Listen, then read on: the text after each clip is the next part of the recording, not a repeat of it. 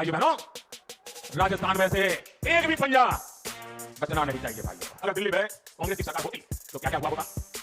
कांग्रेस होती तो सीमा पार से आकर दुश्मन आज भी हमारे जवानों के सिर काटकर ले जाते। कांग्रेस के राज में कांग्रेस। नमस्कार दोस्तों, आप देख रहे हैं द रेड स्पॉट। बागेश्वर बाबा जी कह रहे हैं कि भारत को हिंदू राष्ट्र बनाना है। एक्चुअल में किसे हिंदू राष्ट्र चाहिए? हिंदू राष्ट्र का मतलब क्या है? क्या हम सभी ईसाई, मुसलमानों या अदर कास्ट को भारत से निकाल देंगे? हिंदू राष्ट्र का मतलब क्या है और किसे चाहिए हिंदू राष्ट्र? क्या हमारे देश में से करप्शन खत्म हो गया? क्या हमारे देश में एजुकेशन सिस्टम इतना अच्छा हो गया कि सभी को क्वालिटी एजुकेशन स्टडी मिल रही है? हमारे देश में इतनी गरीबी है कि एक गरीब परिवार अपने बच्चे को ढंग से पढ़ा भी नहीं पा रहा। उससे पहले तो अपना वो खाना भी ढंग से, न्यूट्रिशन भी नहीं ले पा रहा है, तो पढ़ाने की तो बहुत दूर की बात है। और ये मुद्दा उठा रहे हैं हिंदू राष्ट्र का, हिंदू राष्ट्र बनाना है। कुछ हफ्ते पहले आई लव मोहम्मद के पोस्टर लगवाए गए और कुछ लोगों को इससे बहुत प्रॉब्लम हुई। इस पे जिन्होंने पोस्टर लगवाए उन पे केस कर दिए गए।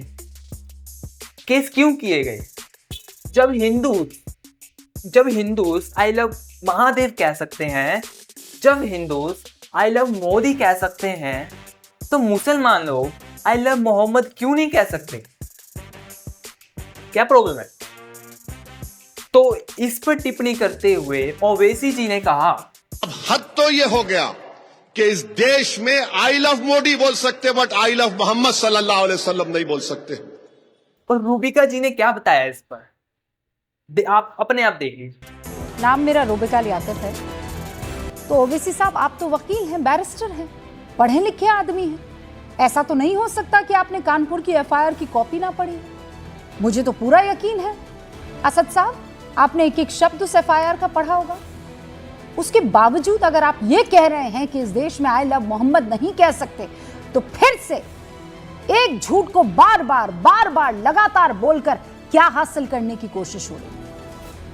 रूबिका जी कहती हैं कि ओवैसी जी आई लव मोहम्मद एक्सेप्ट ही नहीं कर रहे हैं।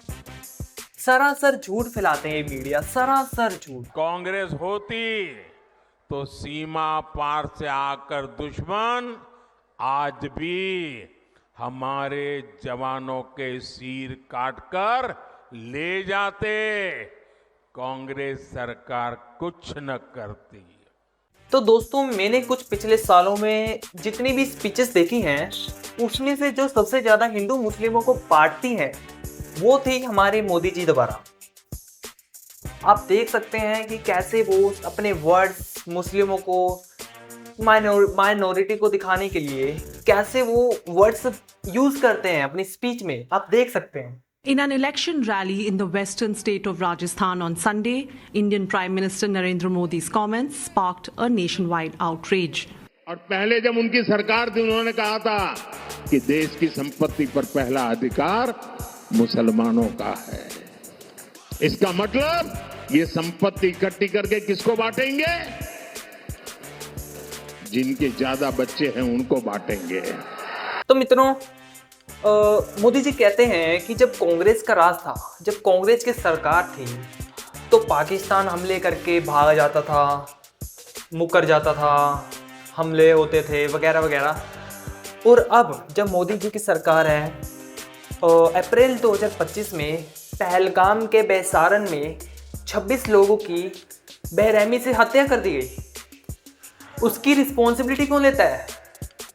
अब कौन भाग रहा है रिस्पॉन्सिबिलिटी से? किसकी सरकार भाग रही है? किसकी सरकार है?